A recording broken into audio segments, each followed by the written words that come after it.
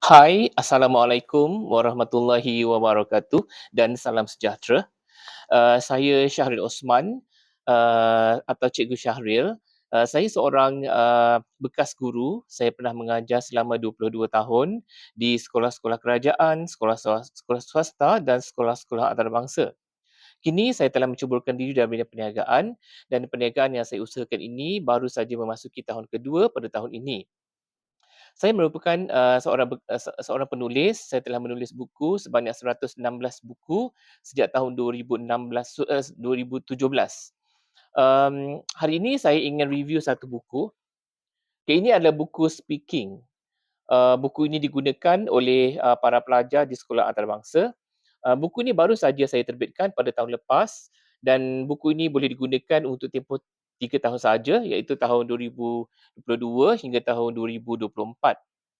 Okey, eee, buku ini juga mendapat sambutan, di sekolah-sekolah antarabangsa di seluruh Malaysia dan, saya ingin review sedikit tentang buku ini. Buku ini merupakan kertas ketiga, peperiksaan Malay IGCSE dan, buku ini disediakan khas, saya rangka khas, saya reka khas buku ini dengan idea-idea saya sepenuhnya, meliputi, untuk tingkatan 1 hingga tingkatan 5 atau kalau di, sekolah antarabangsa tu untuk Year 7 hingga Year 11 lah. Okey, bermakna, year 7, sampai year 11, pelajar-pelajar menggunakan buku yang berlainan isi kandungannya. Maksudnya kalau seorang pelajar tingkatan 1 atau year 7, dia dah gunakan buku ni, dia akan gunakan, isi kandungan pelajaran yang berlainan apabila, memasuki tingkatan 2, 3, 4 dan 5 ataupun year, 7, year 8, 9, 10 dan 11. Dan saya buat ini pun berdasarkan pengalaman saya menulis, pengalaman saya uh, mengajar dan juga pengalaman-pengalaman yang saya peroleh daripada uh, seperti mana yang saya pernah katakan dalam video sebelum ini, kita kena rajin berfikir dan kita berfikir bukan sahaja berfikir dengan fikiran kita tetapi berfikir dengan hati kita. Maksudnya hati kita juga berfikir. Sebenarnya hati kita ni pun sebenarnya ada rangka juga ada otak, ada kepala, ada sifat-sifat dalam hati kita ni. Maksudnya dalam, hati kita tu ada otak yang boleh kita fikir. Maksudnya kita boleh berfikir bukan sahaja dalam otak kat kepala kita di fikiran kita, tapi juga kita berfikir dari segi hati. Hati kita memainkan peranan yang sangat penting sebenarnya apabila, kita, melihat sesuatu perkara itu dalam pelbagai perspektif. Contohnya, bukan semua orang dia boleh menilai sesuatu yang sama seperti orang lain. Setiap orang yang melihat kepada sesuatu perkara, mereka akan, berfikir, mungkin kalau, orang A dia fikirkan tentang satu perkara saja. Mungkin orang B, dia akan lihat benda yang sama, perkara yang sama tetapi dia boleh fikir dua perspektif. Ataupun orang C, orang D, orang E, mereka boleh berfikir lebih daripada perspektif yang orang lain boleh fikir. Yang orang lain boleh melihat pelbagai perspektif, pelbagai sudut pandangan yang berbeza tentang sesuatu perkara itu. Jadi begitulah sebagai, seorang guru dan juga seorang, penulis, saya melihat, banyak idea yang boleh kita, dokumentasikan, yang boleh kita, hasilkan dalam bentuk tulisan. Dan, sebenarnya pemikiran-pemikiran manusia ni kalau kita, sedar bahawa, pemikiran manusia ni sebenarnya mudah hilang dan, lupa daripada ingatan kita. Contohnya adalah sebenarnya sudah menjadi lumrah manusia apabila dia mengingat sesuatu perkara itu pada waktu itu saja. Mungkin esok atau minggu depan, bulan depan, tahun depan dia akan lupa perkara itu. Jadi begitulah sebagai seorang penulis, saya rasa, bukan seorang penulis saja dan, para intelek, cendekiawan yang lain juga berfikirkan sedemikian. Maksudnya, setiap apa yang kita fikirkan itu perlu kita tulis pada saya sebagai seorang penulis. Supaya benda itu boleh kita, lihat semula, boleh kita ingat balik. Sebab benda yang kita tak tulis biasanya kita tak boleh ingat. Sebab itulah bila kita bukukan sesuatu idea, idea itu akan kekal di dalam buku dan apabila dan menjadi rujukan kepada orang-orang lain yang nak buat, uh, review ataupun, kajian penyelidikan, dia boleh refer kepada sumber-sumber, ilmu pengetahuan yang kita bukukan seperti yang mana yang saya tulis. Sebab tu saya tulis begitu banyak buku sampai 116 buah buku sejak tahun 2017 dan saya akan menulis lebih banyak lagi buku pada masa akan datang. Okey, hari ini saya ingin, sentuhkan sedikitlah tentang, buku ini ada kaitan sikitlah dengan, apa yang ingin saya sampaikan, iaitu tentang, eee, guru-guru bahasa Melayu terutama sekali di sekolah antarabangsa.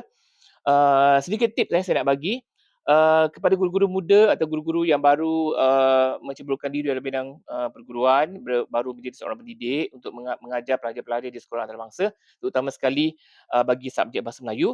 Mereka tak boleh guru-guru ini tak boleh bercakap terlalu laju. Dengan para pelajar di dalam kelas, guru-guru ini tak boleh bercakap terlalu laju, tak boleh cakap,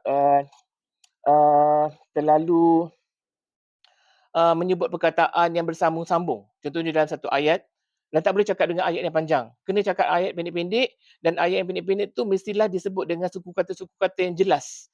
Jelas, terang, dan mudah didengar dan sebutan yang betul lah pastikan. Okey, sebenarnya sangat penting sebab pelajar-pelajar asing ni sebenarnya bila mereka belajar bahasa-bahasa yang baru, mereka perlukan, pengulangan lagi satu guru-guru bahasa Melayu ni yang mula-mula mengajar ni tips daripada saya sebagai seorang guru yang telah ada pengalaman mengajar selama lebih 20 tahun. Okey, pelajar-pelajar ni sebenarnya ada yang suka bertanya dengan cikgu banyak kali. Contohnya kalau dia tak faham sesuatu ayat ataupun perkataan ataupun apa yang guru tuturkan, mereka mahu cikgu tu ulang lagi sekali. Kadang-kadang bukan sekali, berkali-kali nak ulang. Jadi ini menjadi tugas guru untuk mengulangi soalan yang sama, mengulangi perkataan yang sama, mengulangi ayat-ayat yang sama supaya pelajar-pelajar ini dapat lebih memahami apa yang nak disampaikan, mesej yang nak disampaikan ataupun soalan yang ditanya. Okey, sebenarnya sangat penting terutama sekali kepada guru-guru kena peka, sensitif dengan, um, kehendak ataupun penerimaan pelajar itu sendiri terhadap apa yang cikgu guru tuturkan dalam bahasa Melayu terhadap, penutur bukan bahasa Melayu ni. Sebab, para pelajar di sekolah antarabangsa, mereka memang, perlu, kita cakap banyak kali, kita cakap ulang kali dan cakap dengan, kuat, satu pasti, perkataan sebutan yang jelas, okey, dan kena melakukan pengulangan, kata, perkataan, ayat, banyak kali untuk mereka faham. Bermakna, kalau satu-satu pelajaran yang ingin disampaikan itu, guru bahasa Melayu tu jangan berasa, seperti, bosan nak berulang kali. Memang kena berulang-ulang, walau 10 kali pun kena ulang supaya pelajar tu boleh faham dan jangan mempertikaikan pelajar-pelajar yang suka bertanya ni. Itu memang, perkara biasa, memang lumrah bagi para pelajar bukan penutur bahasa Melayu. Mereka akan minta kita ulang, perkataan tu ataupun mereka akan tanya apa maksud perkataan itu, apa maksud pertanyaan itu, apa maksud soalan yang diajukan oleh guru kepada mereka. Sebab, kita lihat bagi pelajar yang aktif, mereka lebih, lebih baiklah berbanding dengan pelajar yang kurang aktif. Mereka akan diam saja ataupun, buat-buat tak faham saja ataupun mereka tak nak tanya, angkat tangan untuk tanya. So, jadi, akhirnya mereka tak dapat, tahu apa yang ingin guru sampaikan, apa pelajaran yang ingin dikemukakan oleh guru itu tadi.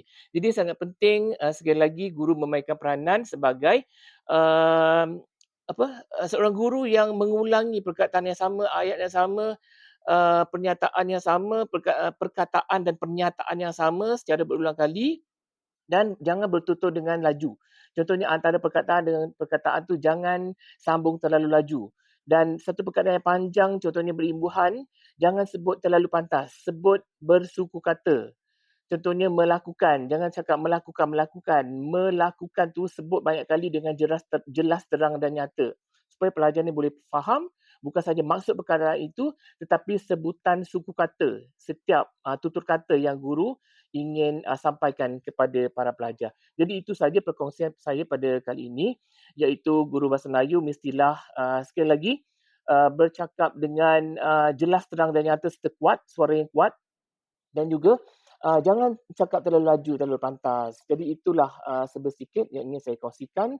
Semoga dapat memberi manfaat kepada guru-guru, bahasa Melayu yang baru mula nak mengajar bahasa Melayu, di sekolah-sekolah antarabangsa terutama sekali kepada penutur-penutur, bukan bahasa Melayu. Jadi itu saja, sekian daripada saya dan sila ikuti video-video saya yang lalu dan video-video saya yang akan datang untuk mengetahui lebih lanjut lagi tentang tips-tips ataupun, uh, betul-betul untuk, yang berkaitan dengan, bahasa Melayu.